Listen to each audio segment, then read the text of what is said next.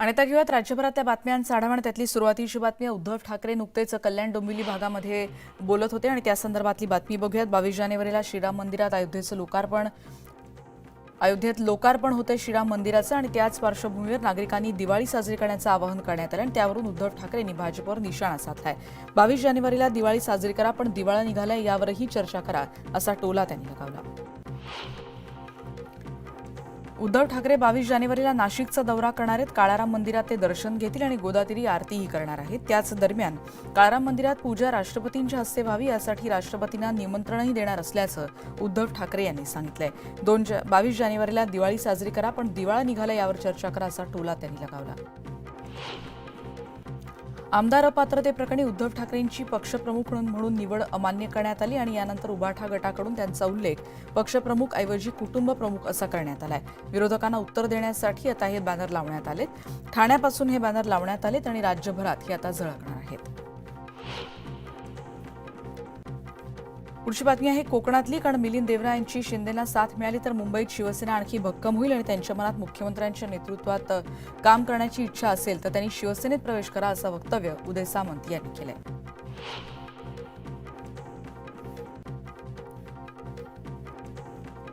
उद्योगमंत्री उदय सामंत रत्नागिरी दौऱ्यावर आहेत आणि नगर परिषदेच्या विविध विकास कामांची त्यांनी पाहणी केली. त्यासोबत जिजामाता उद्यान आणि शिवसृष्टीच्या कामाची देखील त्यांनी पाहणी केली. या कामांसाठी आवश्यक तो निधी दिला जाईल, असं आश्वासनही त्यांनी दिलं.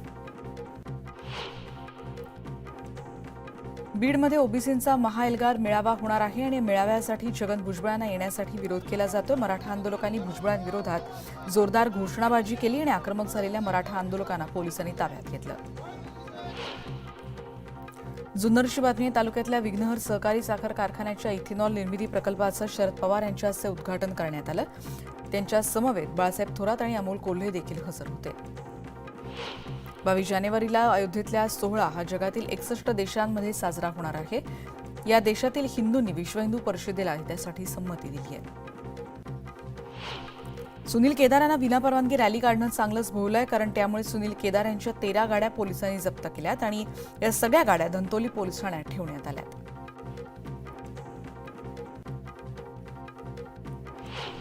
13 जानेवारीला बीडमध्ये होणाऱ्या ओबीसी एल्गार मेळाव्यामध्ये म्हणजेच भुजबळांनी आजच्या मेळाव्यामध्ये येऊ नये यासाठी मराठा समाज आक्रमक झाला आणि या संदर्भात भुजबळांनी ट्विट करत त्यांची भूमिका मांडली. मी येतोय, तुम्ही या असं त्यांनी म्हटलं होतं. पण जातीय द्वेषातून हल्ले झाले तरीही मी बीडच्या सभेत येणारच आणि भव्य ओबीसी मेळावा घेणार असा इशारा त्यांनी मराठा आंदोलकांना दिला.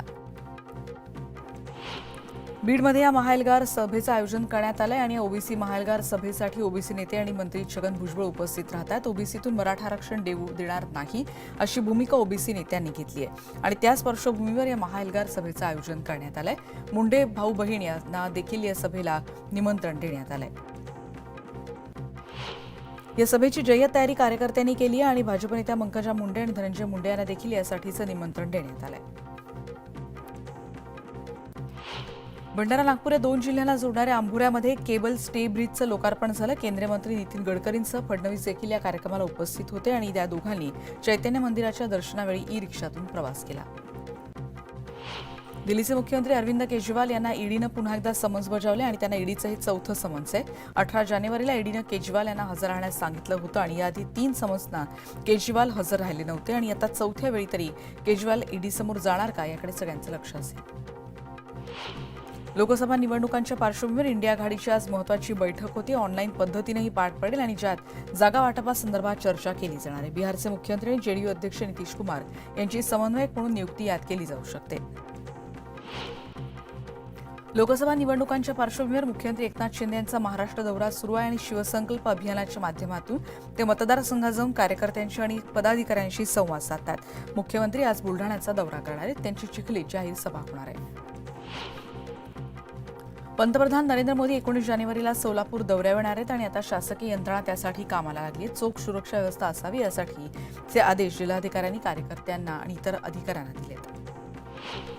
उपमुख्यमंत्री अजित पवार आज बारामती दौऱ्यावर आहेत. विविध विकास कामांची त्यांनी पाहणी केली. मेडत इथल्या आयुर्वेदिक वैद्यकीय महाविद्यालयाची देखील त्यांनी पाहणी केली.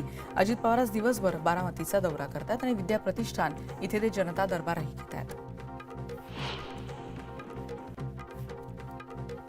पुढची बातमी आहे वाशिमची. जिल्ह्यातल्या 491 ग्रामपंचायतींच्या 15व्या वित्त आयोगाअंतर्गत निधी वितरणाची पीएमएस प्रणाली गेल्या 2 महिन्यांपासून बंद आहे आणि त्यामुळे ग्रामपंचायतींमधलं काम होत नाहीये. सरपंच सेवा महासंघानं प्रशासनाकडे ही प्रणाली त्वरित चालू करण्याची मागणी केली.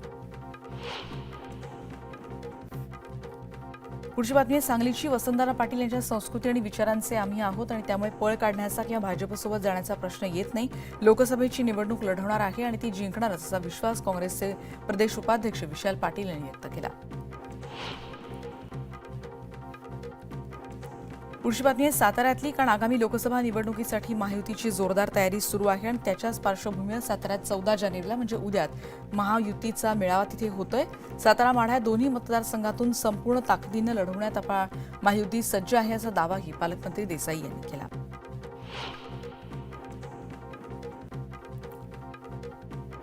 पुढची बातमी आहे धाराशिवची आणि यात महायुतीची समन्वय समिती गठीत करण्यात आली. उद्याच्या महायुतीच्या मेळाव्यासाठी आता सज्जता झालेली आहे. राणा जगजितसिंह पाटील आणि आमदार ज्ञानराज चौगुले यांच्यासह महायुतीचे सदस्य देखील या मेळाव्याला उपस्थित राहणार आहेत.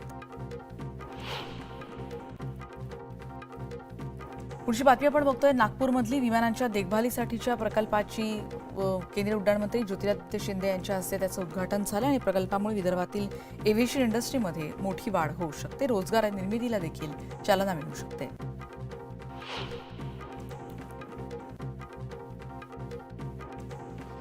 देहू नगर पंचायत प्रशासनानं थकीत मिळकत कर वसुलीसाठी थकबाकीदारांच्या घरासमोरच ढोल पथकाद्वारे ढोल वाजवत कर वसूल करायला सुरुवात केली आहे.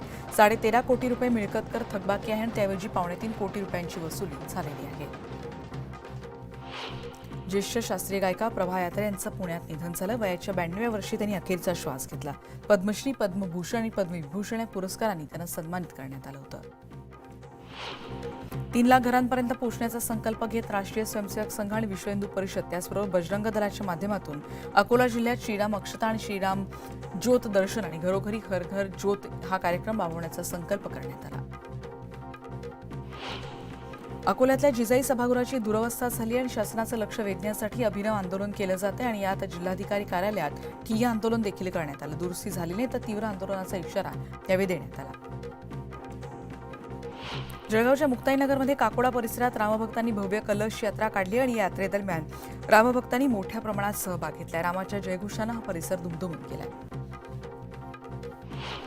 गोंदियामध्ये जिल्हा कृषी आणि पौष्टिक तृणधान्य महोत्सवादरम्यान रॅलीचं आयोजन करण्यात आलं होतं आणि जनजागृतीच्या रॅलीमध्ये ट्रॅक्टर देखील या रॅलीमध्ये होता. दुष्काळात 13वा महिना असल्यासारखी परिस्थिती निर्माण झाली. कारण एकीकडे धरणांनी तळ गाठले आणि दुसरीकडे शेकडो विद्युत मोटारी लावत अवैधरित्या पाणी चोरी केली जाते आणि चोरांवर लवकरात लवकर कारवाई करण्याची मागणी ग्रामस्थांनी केली आहे. मनमाडमधल्या बातमीनंतर पुढची बातमी आहे मुळशी तालुक्यातल्या पाषाण सूस रस्त्यावरच्या पुणे पालिकेचा कचरा प्रक्रिया प्रकल्प नांदे मुळशी इथे स्थलांतरित केला जाणार आहे, पण याला ग्रामस्थ आणि ग्रामपंचायतीनं विरोध केलाय. पुढची बातमी आहे वाशिमची. जिल्ह्यातल्या 491 ग्रामपंचायतींच्या 15व्या वित्त आयोगाअंतर्गत निधी वितरणाची पीएमएस प्रणाली गेल्या 2 महिन्यांपासून बंद आहे आणि त्यामुळे या ग्रामपंचायतींची कामं अजूनही ठप्प आहेत. बीडच्या टाकळसिंग गावामध्ये जलजीवन मिशनच्या योजनेचं लोकार्पण करण्यात आलं. भाजप आमदार सुरेश धस यांच्या हस्ते ही योजना ग्रामपंचायतीकडे हस्तांतरित करण्यात आली. त्यामुळे प्रत्येक घरात पाण्याची सोय होऊ शकणार आहे. नागपूर आणि भंडारा जिल्ह्याच्या सीमेवर असलेल्या अंभोरा तीर्थक्षेत्र वैनगंगा नदीवरच्या 176 कोटींच्या केबल स्टेड पुलाचं नितीन गडकरी आणि फडणवीसांच्या हस्ते लोकार्पण केलं जात आहे. त्याचबरोबर विविध कार्यक्रमांची ही रेलचेल इथे करण्यात आली आहे. पालघर जिल्हा परिषदेकडून ग्रामीण भागातल्या महिलांना स्थानिक पातळीवर रोजगार निर्माण व्हावा यासाठी सरस महोत्सवाचं आयोजन करण्यात आलं. याचं उद्घाटन राजेंद्र गावित यांच्या हस्ते करण्यात आलं. महोत्सवाचा जास्तीत जास्त ग्रामीण भागातल्या महिलांनी फायदा घेऊन वस्तूंची विक्री करावी असं आवाहन गावित यांनी केलंय. पुढची बातमी आपण बघतोय जळगावची. केळी पीक विम्यासाठी ते ग्रामस्थ अशा पद्धतीनं रस्त्यावर उतरलेले आहेत. त्याचबरोबर आंदोलनांमुळे बस स्थानकातील वाहतूक तासभर ठप्प होती.